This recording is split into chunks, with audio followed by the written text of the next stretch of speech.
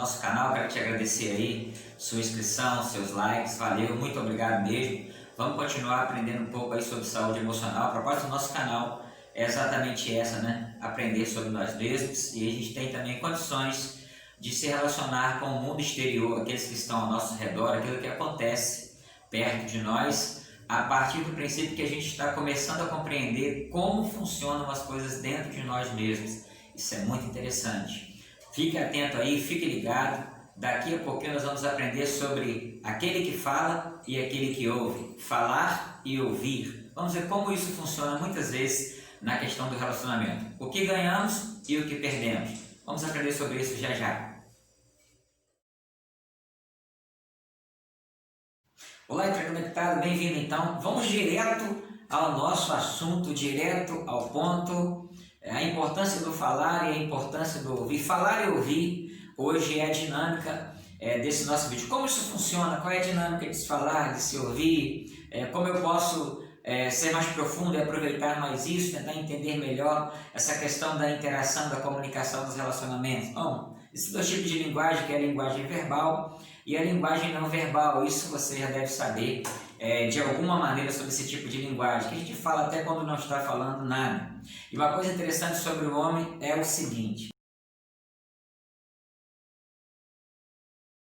o homem fala mesmo quando não quer, e quanto menos quer, mais o homem fala. Guarde isso aí, grave isso. O homem fala mesmo quando não quer, e mesmo quando não quer, é aí que ele fala mais ainda. Quanto mais força o homem faz para não falar, mais ainda ele acaba falando. Vamos ver então algumas nuances nessa questão que são interessantes, e a gente traz hoje uma coisa dentro dessa linha de relacionamento interpessoal, na proposta da fala, o seguinte: o que nós temos que entender na questão do relacionamento, na questão da linguagem, na questão da fala, da nossa comunicação com o outro.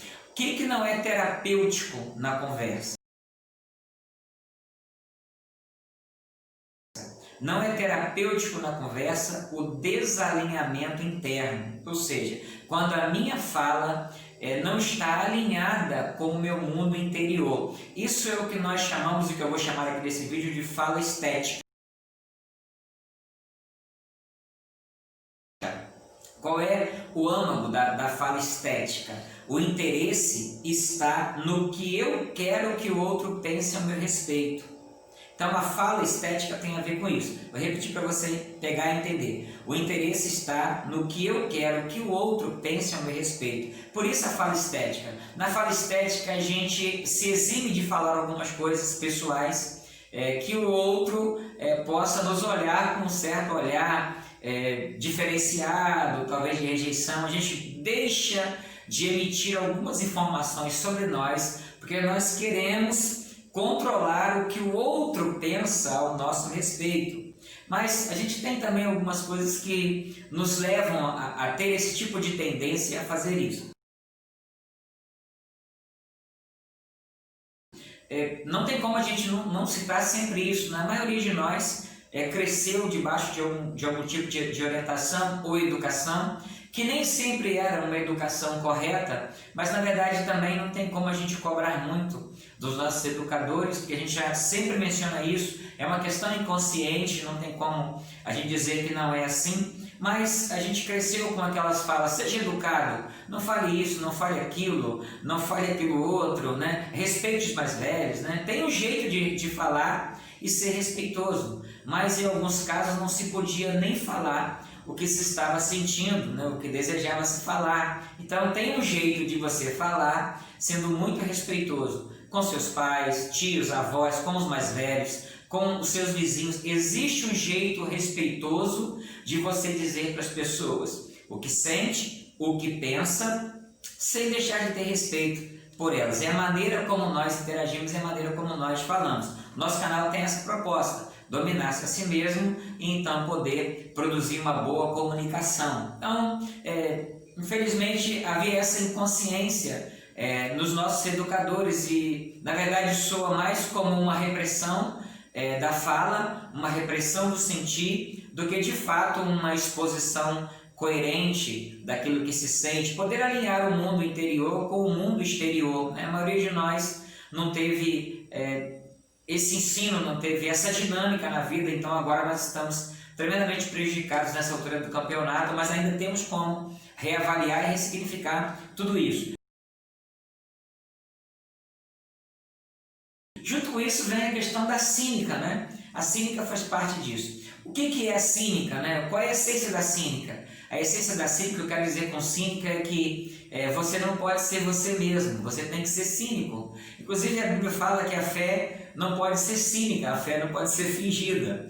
E o amor seja não fingido. Então o amor, ele abole todo o cinismo da vida de uma pessoa. E a questão da cínica tem isso no seu âmago e no seu bojo. Não seja você mesmo. Ou seja, a gente teve que comer sem gostar, mas parecer que gostava. A gente teve que engolir os sentimentos, dizendo que apoiava quando não apoiava, dizer que era uma coisa boa quando não era uma coisa boa. E a gente acaba indo para esse viés do cinismo, a gente não consegue ser a gente mesmo. Quanto ao relacionamento baseado em cinismo, onde a gente não diz para o outro de fato o que a gente sente, como a gente percebe, como a gente pensa, né? Seria muito importante. Então a gente acresce com essa carga do cinismo, da cínica, né? Não seja você mesmo, né? Precisamos decidir se vamos continuar com os nossos relacionamentos cínicos ou se a gente vai começar de fato a ser a gente mesmo, né? Não se preocupar em controlar o resultado, o que o outro pensa, o que o outro sente, mas simplesmente ser a gente mesmo, né?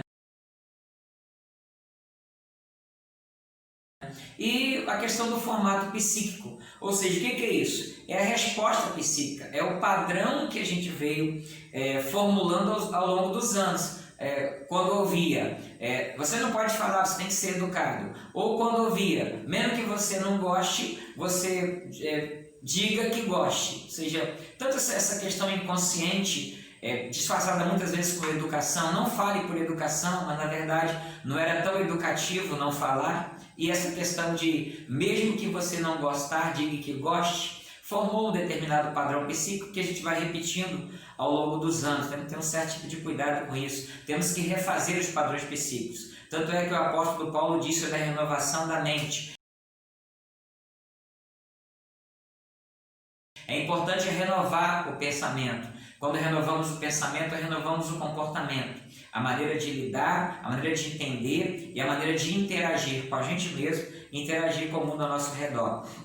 Eu quero dizer uma coisa importante sobre aqueles que andavam com Jesus, que eram os apóstolos. Quero ler um texto, que é Mateus 26, 35 e versículo 56. Diz assim o texto: Disse-lhe Pedro: ainda que me seja mister morrer contigo, não te negarei. E todos os discípulos disseram o mesmo. Quando vamos falar sobre a história de Pedro, só lembramos que ele negou, mas o texto que eu li aqui diz que todos os discípulos disseram a mesma coisa, mas fica caracterizado às vezes em apenas uma pessoa, mas todos eles disseram a mesma coisa e o texto diz. O versículo 56, que é a dinâmica do próprio capítulo que vai nos indicar: mas tudo isso aconteceu para que se cumpram as escrituras dos profetas. Então todos os discípulos deixando fugiram. É o mesmo capítulo 26, já no versículo 56. A tônica já aconteceu algumas coisas e essa é a tônica. O que eles falaram lá atrás não correspondeu à atitude do presente. Então, às vezes, a nossa linguagem é uma linguagem estética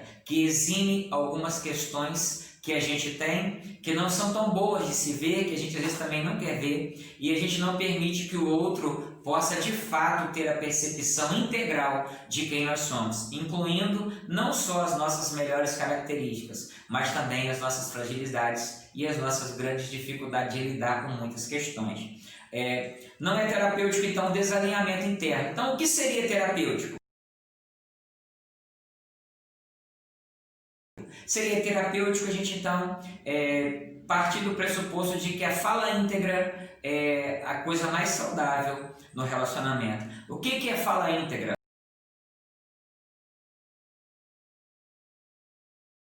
O que chamamos de fala íntegra? O interesse da fala íntegra não está no que o outro vai pensar de mim. O interesse está no que eu penso, no que eu sinto, de fato, ao meu próprio respeito. Então, como é uma fala íntegra e eu entendo a minha fragilidade e eu não quero escondê-la, então na comunicação eu falo sobre os processos que me são difíceis, eu falo sobre o que eu penso sobre a situação que está na mesa, eu falo sobre com o outro, sobre também o que eu estou pensando sobre o outro, de maneira a não me preocupar com o que isso vai gerar de transtorno, porque eu entendo que isso está alinhado com o meu mundo interno e tudo que eu digo está alinhado comigo mesmo vai me tornando cada vez mais uma pessoa saudável, uma pessoa mais feliz, porque eu não estou ferindo a mim mesmo. Quantas pessoas estão ferindo a si mesmo?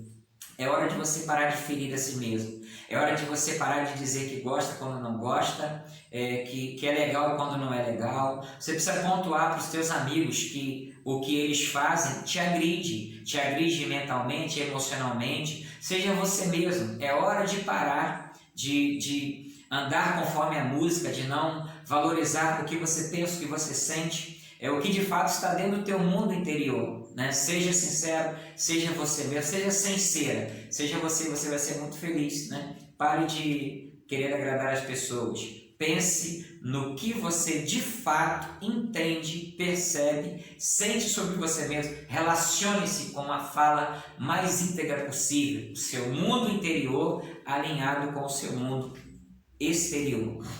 Uma coisa que é interessante nessa questão da fala íntegra, se o outro vai encarnar ou vai integralizar a fala do eu em si, isso é secundário. Quando eu falo fala do eu, é o que eu estou falando. Se o outro vai entender o que eu estou falando nele, é uma outra questão. Isso é secundário. Eu só não posso me dar ao luxo de não dizer o que o meu eu interior sente, o que o meu eu interior percebe, como eu sinto, como eu percebo, como eu sonho, como eu amo, como eu quero interagir, mas de uma forma muito realística. É essa fala mais interior que está alinhada com o meu mundo interior. Gostei, gostei, não gostei, não gostei, desejo ir, não desejo ir, porque isso está alinhado comigo mesmo. Então isso me torna mais saudável.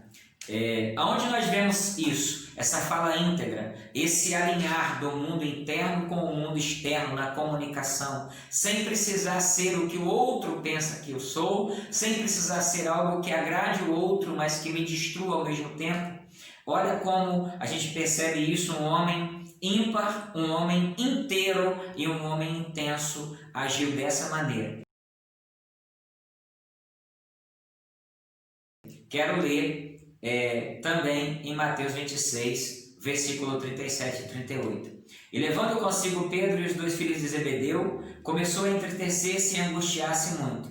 Então lhes disse: a minha alma está cheia de tristeza até a morte. Ficai aqui e valei comigo. Esse homem dessa fala é nada mais nada menos do que Jesus Cristo. Ele estava no pior momento e ele é um homem que alinhou o seu mundo interno com o mundo externo. Ele disse: eu estou profundamente triste até perceber as ânsias da morte. Ele foi sincero com os seus discípulos. Jesus não estava preocupado se Pedro não ia entender, se João ia sair correndo, se eles iam ficar deslocados, dizendo: se Jesus está assim, o resto é tudo acabado. Porque era muito intenso, muito profundo. Ele é o homem que fez muitos milagres. Ele é o homem que ressuscitou o morto. Ele é o homem que levantou o filho da viúva de Naim. Ele é o homem que multiplicou pães e peixes. Mas ele está dizendo, porque ele está alinhando, isso é ser saudável. Ele está alinhando o mundo interno com o mundo externo. Ele está dizendo: a minha alma está profundamente triste. Ele não escondeu o sentimento. Ele o colocou da maneira como era para fora. Jesus nos ensina a lidar com a vida do jeito que a vida é de verdade. Ele não mascarou, ele não disfarçou, ele não ficou preocupado com o que os discípulos iam pensar sobre ele. Ele simplesmente foi ele mesmo, como sempre foi. Por isso que Jesus não adoeceu, porque ele sempre foi ele mesmo. Então ele se manteve saudável o tempo todo. Ele nunca adoeceu com aquele monte de comportamento doente que havia ao seu redor, porque o tempo inteiro ele foi ele mesmo. E ele alinhou o seu mundo interno com o mundo externo, dizendo simplesmente a verdade sobre si mesmo. Reconheça a verdade sobre si mesmo e também diga a verdade sobre si mesmo, né? Não se preocupe se você vai ser mais amado ou menos amado. O importante é que você tem que ser saudável emocionalmente. Você tem que ser feliz, conhecendo, reconhecendo e cumprindo o seu próprio propósito, que tem a ver em conhecer a si mesmo e viver aquilo que você conhece de você mesmo dentro do seu próprio propósito.